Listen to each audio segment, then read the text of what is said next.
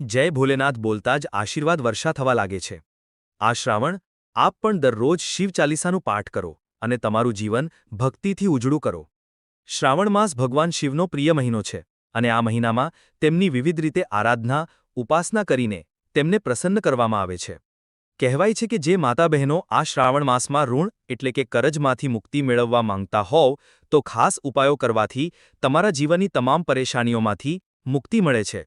એવું માનવામાં આવે છે કે જો આ મહિનામાં શિવ ચાલીસાનો પાઠ કરવામાં આવે તો નિશ્ચિતપણે લાભ થાય છે, ભગવાન શિવના આશીર્વાદ મળે છે, આ શ્રાવણમાં માંગેલી બધી ઈચ્છાઓ પૂર્ણ કરે છે। નમસ્કાર મિત્રો, આપનું અમારી ચેનલ ધાર્મિક સ્ટોરી 8 પર સ્વાગત છે। દોસ્તો, આ વિડીયોમાં તમને જણાવીશું કે શ્રાવણ માસમાં કયા ઉપાયો કરવાથી ભગવાન ભોળાનાથ પ્રસન્ન થાય છે અને શિવ ચાલીસાનો પાઠ કરતી વખતે કયો બાબતોનું ધ્યાન રાખવું જોઈએ। સાથે જ આપણે જણાવીએ કે શિવ ચાલીસા પાઠ કરતી વખતે કયા મંત્રોનો જાપ કરવો જોઈએ। મિત્રો, આજનો આ વિડિયો ખૂબ જ ખાસ રહેવાનો છે, અંત સુધી જરૂર જુઓ। મિત્રો, જો તમે અમારી ચેનલ પર પહેલીવાર આવ્યા હો તો તેને સબસ્ક્રાઇબ કરો અને વિડિયોને લાઇક કરો। મિત્રો, દોસ્તો, અમારું કામ છે તમને સાચી સલાહ આપવાનું, તમે આને માનો કે ના માનો તમારી મરજી। દોસ્તો, વિડિયોમાં આગળ વધતા પહેલા કોમેન્ટ બોક્સમાં હર હર મહાદેવ અવશ્ય લખો, જેથી ભગવાન ભોળાનાથની કૃપા દ્રષ્ટિ તમારા પરિવાર પર રહે। શાસ્ત્રો અનુસાર શ્રાવણના મહિનાને શ્રાવણ માસ કહેવામાં આવે છે। જ્યોતિષશાસ્ત્ર અનુસાર શ્રાવણ માસનું મહત્વ શ્રવણ નક્ષત્રથી છે। આ માસની પૂર્ણિમા શ્રવણ નક્ષત્રમાં ઉદય થાય છે અને આ શ્રવણ નક્ષત્રના આધારે આ મહિનાનું નામ શ્રાવણ પડ્યું છે। શ્રાવણનો મૂળ અર્થ છે શ્રવણ કરવું, એટલે કે સાંભળવું અને સમજવું। આથી જ સાવનમાં ભક્તિ અને સત્સંગથી વિશેષ ફળની પ્રાપ્તિ થાય છે। સાવન માસમાં ભગવાન શંકરે આદિશક્તિ જગદંબા પાર્વતીને સંભળાવેલી અમરકથાના શ્રવણથી અમરત્વની પ્રાપ્તિ થાય છે અને પાપોમાંથી મુક્તિ મળે છે। શાસ્ત્રો અનુસાર ઋષિ માર્કંડેયે ચીર આયુ પ્રાપ્ત કરવા માટે શિવ સિદ્ધિ માટે શ્રાવણ માસમાં અનુષ્ઠાન કર્યું હતું, જેના ફળ સ્વરૂપે મૃત્યુના દેવતા યમરાજ ઋષિ માર્કંડેયથી પરાજિત થયા હતા। શ્રાવણ માસ શિવ ઉપાસના માટે વિશેષ માનવામાં આવે છે। શાસ્ત્રો અનુસાર શ્રાવણમાં વિધિપૂર્વક શિવ પૂજનથી ઇચ્છિત ફળની પ્રાપ્તિ થાય છે। સાવનના મુખ્ય પર્વો છે શ્રાવણ શિવરાત્રિ, હરિયાળી અમાસ, નાગપંચમી અને રાખડી। આખો શ્રાવણ માસ શિવ અને શક્તિનો સમન્વય છે। શ્રાવણ માસમાં શિવ ઉપાસનાની વિશેષ વિધિ। શ્રાવણ માસના કોઈપણ દિવસે અથવા તિથિ પર, ખાસ કરીને સોમવાર અને શુક્રવારે સવારે નિત્યકર્મથી નિવૃત્ત થઈને અખંડિત બિલ્વપત્ર અને અક્ષત લો, કોઈ પવિત્ર પાત્રમાં જળ ભરો, સામર્થ્ય અનુસાર ચંદન, ધૂપ, શુદ્ધ ઘીનો દીપક, ગંધ, ચંદનનો લેપ વગેરે એકત્ર કરો। આ બધી સામગ્રીને કોઈ સ્વચ્છ પાત્રમાં રાખો। નીચેના મંત્રનો જાપ કરતા સમગ્ર સામગ્રીને જળથી પવિત્ર કરો। અપક્રમાંતુ ભૂતાની પિશાચાઃ સર્વતો દિશા, સર્વેષામ અવરોધેન બ્રહ્મકર્મ સમારંભે, અપસર્પંતુ તે ભૂતાઃ યે ભૂતાઃ ભૂમિ સંસ્થિતા, યે ભૂતાઃ વિઘ્નકર્તારસ્તે નષ્ટંતુ શિવાજ્યાયા। શિવલિંગ પર નીચેના મંત્રનો જાપ કરતા સ્વચ્છ જળ ચઢાવો। ગંગા સિંધુશ્ચ કાવેરી યમુના ચ સરસ્વતી, રેવા મહાનદી ગોદા અસ્મિન જલે સન્નિધૌ કુરુ। શિવલિંગ પર નીચેના મંત્રનો જાપ કરતા અક્ષત ચઢાવો। અક્ષન મીમી દંત હિયાવ પ્રવિયા અધુડુત્ત અસ્તોઢત્ત સ્વભાનવો વિપ્રાણ વિષ્ટયામતી યોજાન વિન્દ્રતે હરિ। શિવલિંગ પર નીચેના મંત્રનો જાપ કરતા પુષ્પ અર્પણ કરો। ઔષધિ પ્રતિમોદધ્વમ પુષ્પવતી પ્રસુવરી, અશ્વાહૈવ સજિત્વરી વિરુધો પારેષણવ। શિવલિંગ પર નીચેના મંત્રનો જાપ કરતા હળદી ચંદનનો લેપથી ત્રિપુંડ બનાવો। ભૂર્ભુર્વાસ્વા દ્રયંબકમ યજામહે સુગંધિમ પુષ્ટિવર્ધનમ, ઉર્વારુકમિવા બંધનાન મૃત્યોર મુક્ષીએ મામુત। શિવલિંગ પર નીચેના મંત્રનો જાપ કરતા ચંદન અને ધૂપ દર્શાવો। કાશીવાસી નિવાસીનામ કાલભૈરવ પૂજનમ કોટી કન્યા મહાદાન એક બિલ્વમ સમર્પણમ, દર્શનમ બિલ્વપત્રસ્ય સ્પર્શનમ પાપનાશનમ, અઘોર પાપ સંહાર એક બિલ્વમ શિવાર્પણમ, ત્રિદલમ ત્રિગુણાકારમ ત્રિનેત્રમ ચ ત્રયાયુધમ ત્રિજન્મ પાપ સંહારમ એક બિલ્વમ શિવાર્પણમ।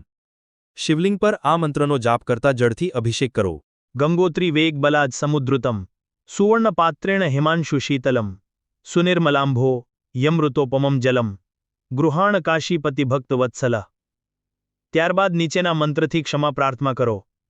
અપરાધો સહસ્ત્રાણી ક્રિયંતે અહર્નિશમ મયા, દાસો અયમિતિ મામ મત્વા ક્ષમસ્વ પરમેશ્વર।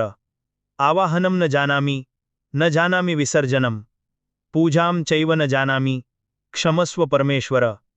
મંત્રહીનમ ક્રિયાહીનમ ભક્તિહીનમ સુરેશ્વર, યત પૂજિતમ મયા દેવ પરિપૂર્ણ તદસ્તુ મે। શ્રાવણ માસમાં ઋણમુક્તિ અને ધન પ્રાપ્તિના ઉપાય। શ્રાવણ માસમાં ભગવાન શિવની સાથે સાથે લક્ષ્મીનારાયણની આરાધના પણ ખૂબ ફળદાયી છે। જો આ મહિનામાં સાંજના સમયે તમે શિવ મંદિરમાં જઈને શિવલિંગ પર જળ અર્પણ કરીને 108 વખત નમઃ શિવાય અને પછી માતા લક્ષ્મીનો પ્રિય મંત્ર ઓમ શ્રી હ્રીમ શ્રીમ કમલે કમલાલયે પ્રસિદ્ધ પ્રસિદ્ધ શ્રી હ્રીમ શ્રીમ મહાલક્ષ્મીય નમઃ નો જાપ કરો અને ધન પ્રાપ્તિની પ્રાર્થના કરો તો તમને નિશ્ચિતપણે અપાર ધન પ્રાપ્તિ થશે અને ઋણથી મુક્તિનો માર્ગ મળશે. શ્રાવણમાં ભગવાન શિવનું ધ્યાન કરતા તેમને ઋણની સમસ્યામાંથી છુટકારો આપવાની પ્રાર્થના કરો. સાથે જ દરરોજ શિવલિંગ પર લાલ પુષ્પ ચડાવીને નમઃ શિવાય બોલતા ગંગાજળ ચઢાવો અને સફેદ મીઠાઈ અર્પણ કરો. પછી માતા લક્ષ્મીને પણ લાલ ગુલાબનું પુષ્પ ચડાવીને ખીરનો ભોગ લગાવો અને ઋણમુક્તિની કામના કરો. આ ઉપરાંત સાવન માસમાં માછલીઓને લોટની ગોળીઓ ખવડાવો. આથી પણ માતા લક્ષ્મી પ્રસન્ન થઈને ધન પ્રાપ્તિનું વરદાન આપે છે. ઋણમુક્તિ અને ધન પ્રાપ્તિ માટે શ્રાવણ માસમાં શિવ ચાલીસાનો પાઠ સતત 40 દિવસ સુધી કરવો લાભદાયી માનવામાં આવે છે. જો તમે ધનની ઈચ્છા અને ઋણથી મુક્તિ ઈચ્છો છો તો રોજ નિશ્ચિત સમયે શિવ ચાલીસાનો પાઠ અવશ્ય કરો. તમને નિશ્ચિતપણે લાભ થશે. શિવ ચાલીસા ભગવાન ભોળાનાથની ભક્તિથી ભરેલું ચોપાઈરૂપ સ્તોત્ર છે, જેને રોજ પાઠ કરવાથી આધ્યાત્મિક અને સામાજિક બંને લાભ મળે છે. શિવ ચાલીસાનો પાઠ માનસિક તણાવ, ચિંતા અને નકારાત્મક વિચારોને દૂર કરે છે. મન સ્થિર અને એકાગ્ર રહે છે. એવું માનવામાં આવે છે કે ભોળાનાથના નામના જાપ અને ચાલીસાના પાઠથી પાત્ર પાપોનો નાશ થાય છે અને આત્માનું શુદ્ધિકરણ થાય છે. શિવ ચાલીસા ભક્ત અને ભગવાન વચ્ચેનું પવિત્ર બાંધણ ઊભું કરે છે, જેના કારણે ભોળેનાથની ખાસ કૃપા પ્રાપ્ત થાય છે. જેમ જેમ ચાલીસાનો પાઠ કરવામાં આવે છે તેમ તેમ ભક્તનું આંતરિક જગત ઉન્નત થાય છે, ભક્તિ માર્ગમાં પ્રગતિ થાય છે. શિવ ચાલીસાના નિયમિત પાઠથી જીવનમાંથી દરિદ્રતા દૂર થાય છે અને લક્ષ્મીજીનો વાસ થવા લાગે છે. શિવ ચાલીસા રક્ષા કવચ તરીકે કાર્ય કરે છે. ભય, ભૂતપ્રેત, ડર અને દોષોથી સુરક્ષા મળે છે. આ પાઠ ભક્તના મનોબળ અને આત્મવિશ્વાસમાં વધારો કરે છે, મહત્વપૂર્ણ નિર્ણયોમાં સ્પષ્ટતા આપે છે. જે ઘરમાં શિવ ચાલીસાનું પઠન થાય છે ત્યાં શાંતિ અને સંમતિ રહે છે, વિવાદો દૂર થાય છે.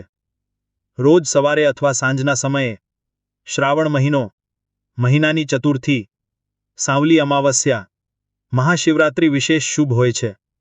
મિત્રો, આ માહિતી તમને કેવી લાગી તમને જરૂર જણાવજો, જેથી આવી જ માહિતી તમારા સુધી મળતી રહે. મિત્રો, વિડીયોના અંત સુધી રહેવા બદલ આપ સૌનો આભાર.